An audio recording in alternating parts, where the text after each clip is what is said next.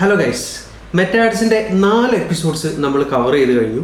അത് കാണാത്തവരാണെന്നുണ്ടെങ്കിൽ ആ എപ്പിസോഡ്സ് എല്ലാം വാച്ച് ചെയ്തതിന് ശേഷം ഈ 5th എപ്പിസോഡ്സും കൂടെ കാണുക. So welcome to this Meta ads course, let's go. So നമ്മുടെ കഴിഞ്ഞ വീഡിയോയിൽ നമ്മൾ ചെയ്തിട്ടുണ്ടായിരുന്നത് എന്താ വെച്ചാൽ ഒരു ലീഡ് ആഡാണ് ക്രിയേറ്റ് ചെയ്തത്. മൈഡിസ്കേപ്പ് കോഴ്സിൻ്റെ ഒരു പെർട്ടിക്കുലർ പീരീഡിന് വേണ്ടിയിട്ടുള്ള ഒരു ക്യാമ്പയിൻ നമ്മൾ ക്രിയേറ്റ് ചെയ്തു. ആ ക്യാമ്പയിന് നെയിം കൊടുത്തു, അതിൻ്റെ കാറ്റഗറീസ് സെലക്ട് ചെയ്തു, അതുപോലെ തന്നെ ക്യാമ്പയിൻ ഡീറ്റെയിൽസ് കൊടുത്തു, നമ്മൾ ടെസ്റ്റ്, അതുപോലെ തന്നെ നമ്മുടെ ബഡ്ജറ്റ് എത്രയാണ് തുടങ്ങിയിട്ടുള്ള കാര്യങ്ങളൊക്കെ അവിടെ സെറ്റ് ചെയ്ത് കഴിഞ്ഞു. ഇനി ഫസ്റ്റ് ആഡ് സെറ്റിലേക്ക് പോവുകയാണ്. നമ്മൾ പറഞ്ഞു പല ആഡ് സെറ്റ് നമുക്കിതിൽ ഇൻക്ലൂഡ് ചെയ്യിക്കാം ആ ഒരു പെർട്ടിക്കുലർ ആഡിൽ. അതിൽ ഇനി ആഡ് സെറ്റിനുള്ള നെയിം കൊടുക്കുകയാണ്.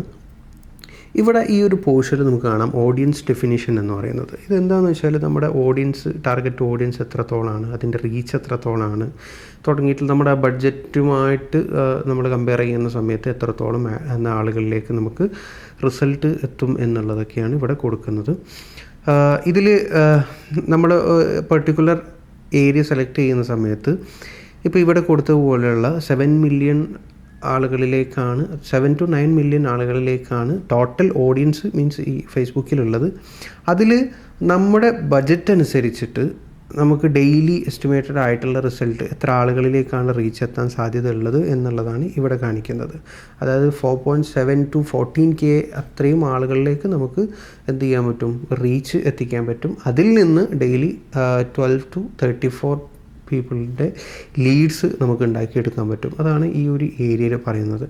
ഈ ഓഡിയൻസ് ഡെഫിനിഷൻ എന്ന് പറയുന്ന ആ ഒരു ഏരിയ, അതായത് നമ്മൾ സെലക്ട് ചെയ്യുന്ന ഓഡിയൻസിൻ്റെ ഒരു എന്താ പറയുക, അതിൻ്റെ ഒരു റിസൾട്ട് എന്ന് പറയുന്നത്. ഇപ്പോൾ ഉദാഹരണത്തിന് നമ്മളൊരു പാസ്വേഡൊക്കെ ക്രിയേറ്റ് ചെയ്യുന്ന സമയത്ത് സ്ട്രോങ് ആണോ വീക്ക് ആണോ എന്നൊക്കെ കാണിക്കുന്ന പോലെയുള്ളൊരു സ്റ്റാറ്റിസ്റ്റിക്സ് ആണ് ഇവിടെ കാണിക്കുന്നത്. അതായത് നമ്മുടെ ഓഡിയൻസിനെ സെലക്ട് ചെയ്യുന്ന സമയത്ത് വളരെ കുറച്ചും ആവാൻ പാടില്ല, മീൻസ് വളരെ സ്പെസിഫിക്കും ആവാനും പാടില്ല, അല്ലെങ്കിൽ ഒരുപാട് ബ്രോഡായിട്ടുള്ള ആളുകളെയും സെലക്ട് ചെയ്യാൻ പാടില്ല. ആ ഒരു കാറ്റഗറിയിലേക്ക് എത്തരുന്നതിന് രണ്ടിനും മിഡിലായിട്ടുള്ളൊരു ഒരു ഫേസിലാണ് നമ്മൾ എന്ത് ചെയ്യേണ്ടത്, ഓഡിയൻസിനെ സെലക്ട് ചെയ്യേണ്ടത്, എസ്റ്റിമേറ്റ് ചെയ്യേണ്ടത്. നമ്മൾ ഈ ഓഡിയൻസിനെ സെലക്ട് ചെയ്യുന്ന സമയത്ത് ഏജ് ഗ്രൂപ്പ് പ്ലേസ്, ലൊക്കേഷൻ തുടങ്ങിയിട്ടുള്ള കാര്യങ്ങളൊക്കെ വെച്ചിട്ടായിരിക്കും സെലക്ട് ചെയ്യുന്നത്. അപ്പോൾ ഇതിൽ കാണിച്ചിട്ടുള്ള ഈ എസ്റ്റിമേറ്റഡ് ഓഡിയൻസ് സൈസ് എന്ന് പറയുന്നത് പലപ്പോഴും ഇങ്ങനെ ഫ്ലക്ച്വേറ്റ് ആയിക്കൊണ്ടിരിക്കും, അത് ഫ്ലെക്സിബിൾ ആയിക്കൊണ്ടേയിരിക്കും. നമ്മളൊരു കൺസിസ്റ്റൻ്റ് ആയിട്ടുള്ളൊരു ഗ്രൂപ്പിനെ ആയിരിക്കില്ല നമുക്ക് കിട്ടുന്നത്. സോ നമ്മൾ സെറ്റ് ക്രിയേറ്റ് ചെയ്യുന്ന ആഡ് സെറ്റ് ക്രിയേറ്റ് ചെയ്യുന്ന ഒരു ഏരിയയിലേക്ക് വരാം. ഇവിടെ ഇപ്പോൾ നമ്മൾ മെൻഷൻ ചെയ്തിട്ടുണ്ട് interest and behaviour 25 to 35 age group എന്നുള്ളത്. അതായത് നമുക്ക് മുമ്പ് പറഞ്ഞിട്ടുണ്ടായിരുന്നു പല ആഡ് സെറ്റ് നമുക്കിതിൽ ഇൻക്ലൂഡ് ചെയ്യാൻ പറ്റും.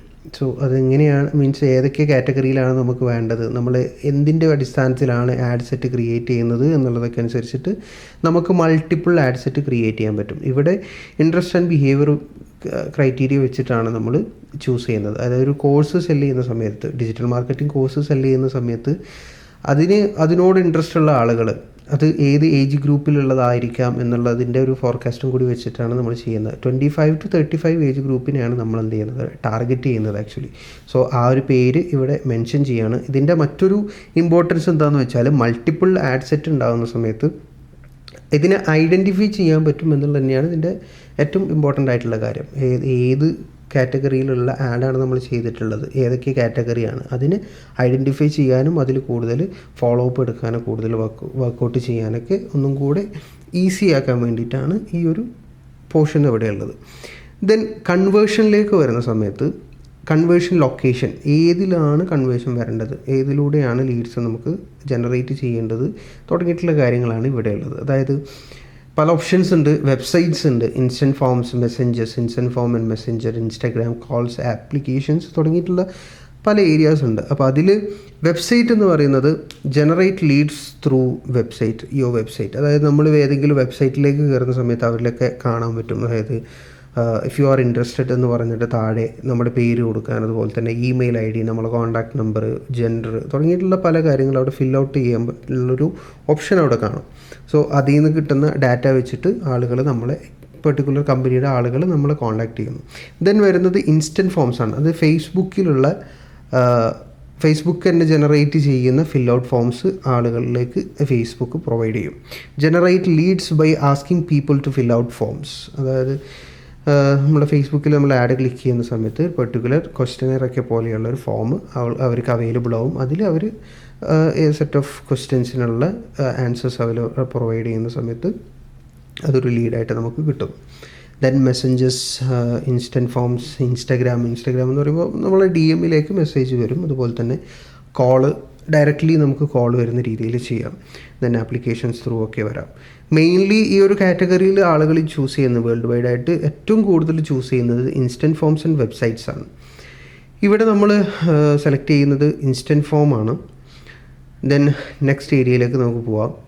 ഫേസ്ബുക്ക് പേജ് ഒരു മോസ്റ്റ് ഇമ്പോർട്ടൻ്റ് ആയിട്ടുള്ളൊരു ഏരിയ ആണിത്. അതായത് നമ്മളൊരു ആഡ് മാനേജറൊക്കെ യൂസ് ചെയ്യുന്ന സമയത്ത് ഒരുപാട് മൾട്ടിപ്പിൾ പേജസ് യൂസ് ചെയ്യുന്ന ആളുകളുണ്ടാവും.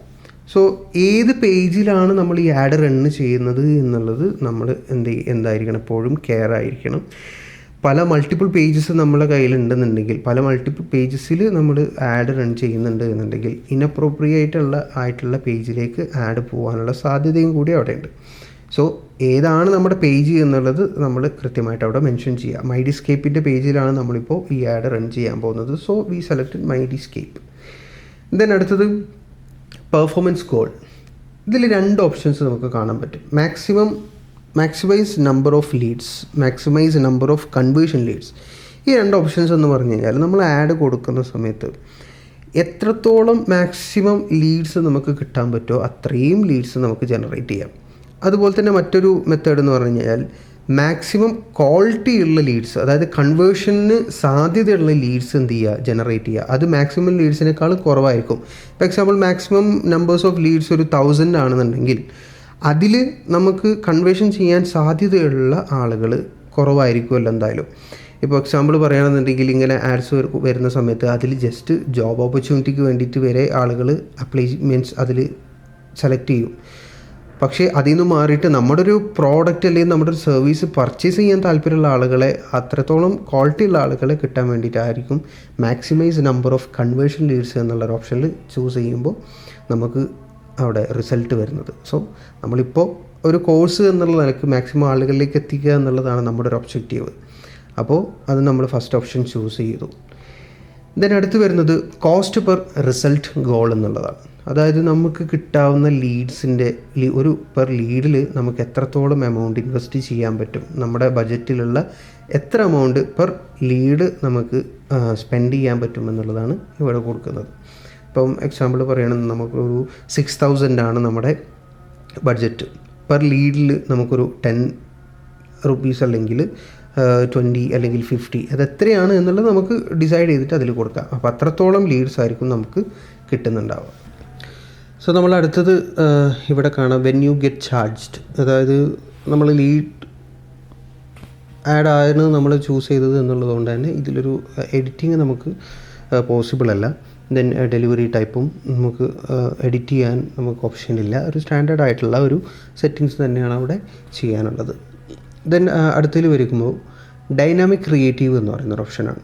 ഇത് എന്താണെന്ന് വെച്ചാൽ നമ്മൾ പല രീതിയിലാണ് ആഡ്സ് പ്രൊവൈഡ് ചെയ്യുന്നത്, മീൻസ് നമ്മുടെ കണ്ടൻറ്റ് പ്രൊവൈഡ് ചെയ്യുന്നത്. ഒരുപാട് വീഡിയോസ് ആവാം, ഫോട്ടോസ് ആവാം, മൾട്ടിപ്പിൾ ഫോട്ടോസ് ആവാം, കെറോസൽസ് ആവാം, ഇങ്ങനെ പല ഐറ്റംസ് മീൻസ് കണ്ടൻറ്റ്സ് നമ്മൾ പ്രൊവൈഡ് ചെയ്യുന്നുണ്ട്. അപ്പോൾ പ്ലാറ്റ്ഫോംസിൻ്റെയും അതുപോലെ തന്നെ പല ഡൈനാമിക്സിൻ്റെയൊക്കെ ഒരു അടിസ്ഥാനത്തിൽ ഈ ആഡ് ഷോ ചെയ്യുന്നതിൻ്റെ ഒരു വേരിയേഷൻസ് പല രീതിയിലായിരിക്കാം. അതിൻ്റെ ഫോർമാറ്റ്, അതുപോലെ തന്നെ ടെംപ്ലേറ്റ്സ്, ഓഡിയോ, ഇത്തരത്തിലുള്ള കാര്യങ്ങളൊക്കെ ഡിഫറെൻ്റ് ആയിട്ടായിരിക്കും എന്ത് ചെയ്യുന്നത് നമ്മുടെ ഫേസ്ബുക്കിൽ അവർ ഷോ ചെയ്യുന്നത്. അതൊരു ഫേസ്ബുക്കിൻ്റേതായിട്ടുള്ള ക്രിയേറ്റീവ് ഐഡിയയിലാണ് അതെന്ത് ചെയ്യുന്നത്, ഡിസ്പ്ലേ ചെയ്യുന്ന അല്ലെങ്കിൽ പ്രസൻറ്റ് ചെയ്യുന്നത്. അപ്പോൾ അങ്ങനെയാണ് അങ്ങനെ ചെയ്യാമെന്നുണ്ടെങ്കിൽ, അങ്ങനെ ആവാമെന്നുണ്ടെങ്കിൽ നിങ്ങൾ ഈ ഒരു ബട്ടൺ ഓൺ ചെയ്തിടാം. ഇനി ഓരോ കമ്പനിക്കും ഓരോ ബ്രാൻഡിനും അവരുടേതായിട്ടുള്ള റെഗുലേഷൻസ്, അതുപോലെ തന്നെ റൂൾസ്, അല്ലെങ്കിൽ അവരുടേതായിട്ടുള്ള ഐഡിയാസൊക്കെ ഉണ്ടാവും.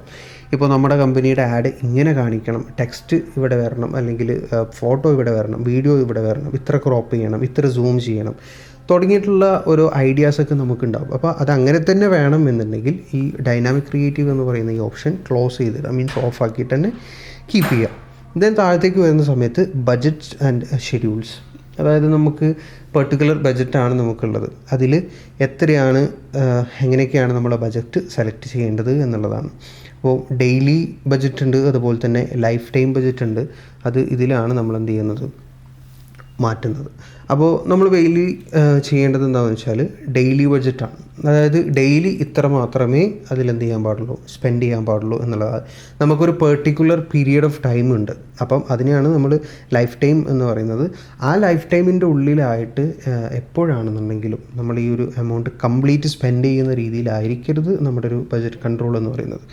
ഡെയിലി ഇത്ര മാത്രം സ്പെൻഡ് ചെയ്യുകയാണെന്നുണ്ടെങ്കിൽ നമ്മൾ ആ ലൈഫ് ടൈം മീൻസ് നമ്മൾ സെലക്ട് ചെയ്യുന്ന ആ ഒരു പീരീഡ് ഓഫ് ടൈമിൽ കംപ്ലീറ്റ്ലി ഈ ഒരു ആഡ് റൺ ചെയ്യേണ്ടതുണ്ട്. സോ അതിന് ഏറ്റവും ബെസ്റ്റ് ഓപ്ഷൻ എന്ന് പറയുന്നത് ഡെയിലി ബഡ്ജറ്റാണ്.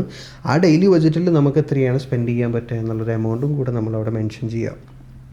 ദെൻ താഴെ വരുന്ന സമയത്ത് ഷെഡ്യൂള്, ഏത് മുതലാണ് നമ്മൾ ഈ ആഡ് റൺ ചെയ്ത് തുടങ്ങേണ്ടത്, അതുപോലെ തന്നെ ഏത് ഡേ വരെയാണ് നമ്മൾ ഈ ആഡ്, അതായത് എൻഡ് ഡേറ്റ് ഏതാണ് എന്നുള്ളത്. അതിൽ നമ്മളൊരു പെർട്ടിക്കുലർ ഡേറ്റ് അവിടെ സെലക്ട് ചെയ്ത് കൊടുക്കുക. ദെൻ താഴേക്ക് വരുന്ന സമയത്ത് അടുത്തത് ബഡ്ജറ്റ് ഷെഡ്യൂളിംഗ് എന്ന് പറയുന്ന ഒരു ഓപ്ഷനാണ്. അതെന്താണെന്ന് വെച്ചാൽ പല സമയങ്ങളിൽ പല രീതിയിലാണ് ആളുകൾ എന്ത് ചെയ്യുന്നത്, ഫേസ്ബുക്കിൽ അവൈലബിൾ ആവുന്നത്. അത് ഏറ്റവും കൂടുതൽ ട്രാഫിക്കിംഗ് ഉള്ള സമയം ഉണ്ടാവും. ആ സമയത്ത് നമുക്ക് കുറച്ചും കൂടി ഇൻവെസ്റ്റ്മെൻറ്റ് അല്ലെങ്കിൽ നമ്മുടെ ഒരു ബഡ്ജറ്റിൽ നിന്ന് ചെറിയൊരു എമൗണ്ട് കൂടുതൽ എന്ത് ചെയ്യുക, ഇതിൽ ഇൻവെസ്റ്റ് ചെയ്യാം എന്നുള്ളൊരു ഓപ്ഷനാണ്. അതിനുള്ളൊരു പർട്ടിക്കുലർ പെർമിഷൻ നമ്മൾ ഫേസ്ബുക്കിന് വേണ്ടി ഗ്രാൻഡ് ചെയ്യുന്നു. അതാണ് ഈ ഒരു ഓപ്ഷൻ്റെ ഒരു പ്രത്യേകത എന്ന് പറയുന്നത്. Increase daily budget by value amount, അതായത് എത്രത്തോളം നമുക്ക് കൂട്ടാം എന്നുള്ളതും കൂടെ, എത്ര എമൗണ്ട് വരെ നമുക്ക് കൂട്ടാം എന്നുള്ളതും കൂടെ അവിടെ കൊടുക്കാൻ പറ്റും. അല്ലെങ്കിൽ ബൈ എമൗണ്ട് അല്ലെങ്കിൽ ബൈ പെർസെൻറ്റേജ് നമുക്ക് കൊടുക്കാൻ പറ്റും. ഇത്ര എമൗണ്ട് കൂട്ടാം അല്ലെങ്കിൽ ഇത്ര പെർസെൻറ്റേജ് ഓഫ് നമ്മുടെ ബഡ്ജറ്റ് ഇൻക്രീസ് ചെയ്യുക എന്നുള്ളത് നമുക്കവിടെ കൊടുക്കാൻ പറ്റും. ദെൻ ഓഡിയൻസ് കൺട്രോള്, ഏതൊക്കെ ഓഡിയൻസിലേക്കാണ് നമുക്ക് ആളുകളെ എത്തിക്കേണ്ടത്. അതിൽ നമ്മൾ മുമ്പ് പറഞ്ഞു ലൊക്കേഷൻ ബേസ്ഡ് ആയിട്ട് നമുക്ക് കൊടുക്കാം. അതുപോലെ തന്നെ ഏജ് ഗ്രൂപ്പായിട്ട് നമുക്കവിടെ കൊടുക്കാൻ പറ്റും. അതുപോലെ തന്നെ ആരെങ്കിലും പ്രത്യേകിച്ച് നമുക്ക് എക്സ്ക്ലൂഡ് ചെയ്യണമെന്നുണ്ടെങ്കിൽ, ഏതെങ്കിലും പീരീഡ് മീൻസ് കൈൻഡ് ഓഫ് ഓഡിയൻസിനെ നമുക്ക് എക്സ്ക്ലൂഡ് ചെയ്യണമെന്നുണ്ടെങ്കിൽ അതും കൂടെ അതിൽ കാണിക്കാം. അതായത് കസ്റ്റം ഓഡിയൻസസ് ആരെയാണ് നമുക്ക് എക്സ്ക്ലൂഡ് ചെയ്യേണ്ടത് അതവിടെ പ്രൊവൈഡ് ചെയ്യാൻ പറ്റും. ദെൻ ഏതൊക്കെ ലാംഗ്വേജിലുള്ള ആളുകളെയാണ് മീൻസ് ഏതൊക്കെ ലാംഗ്വേജ് യൂസ് ചെയ്യുന്ന ആളുകളിലേക്ക് നമ്മുടെ ആഡ് എത്തിക്കണം എന്നുള്ളതും കൂടെ നമുക്കവിടെ സെറ്റ് ചെയ്യാൻ പറ്റും എന്നുള്ളത്. സോ നമ്മൾ ഇത്രത്തോളമാണ് ഇന്നത്തെ വീഡിയോയിൽ ഉൾക്കൊള്ളിക്കുന്നത്. ബാക്കിയുള്ള ഏരിയാസ് നമ്മൾ നെക്സ്റ്റ് വീഡിയോയിൽ കവർ ചെയ്യുന്നതായിരിക്കും. സോ ഈ ഒരു സെഷൻ നമുക്ക് വൈൻഡപ്പ് ചെയ്യാം. Thank you. നമ്മൾ ഈ ഒരു വീഡിയോ ഇവിടെ വൈൻഡപ്പ് ചെയ്യുകയാണ്. എപ്പോഴും നമ്മൾ റിമൈൻഡ് ചെയ്യുന്നത് പോലെ തന്നെ ഈ ഒരു വീഡിയോ കാണുന്നതിൻ്റെ കൂടെ ഒപ്പം അതിൻ്റെ പാരലലായിട്ട് തന്നെ നിങ്ങൾ വർക്ക് ചെയ്തുകൊണ്ട് ചെയ്യുകയാണെന്നുണ്ടെങ്കിൽ അതായിരിക്കും ഏറ്റവും കൂടുതൽ എഫക്റ്റീവ് ആവുന്നത്. നമുക്ക് കൂടുതൽ ഓർമ്മിച്ചെടുക്കാനും അതുപോലെ തന്നെ ചെയ്യാനും പഠിക്കാനും ഏറ്റവും കൂടുതൽ ബെസ്റ്റ് ഇതായിരിക്കും. സോ നമുക്ക് വൈൻഡപ്പ് ചെയ്യാം. Thank you.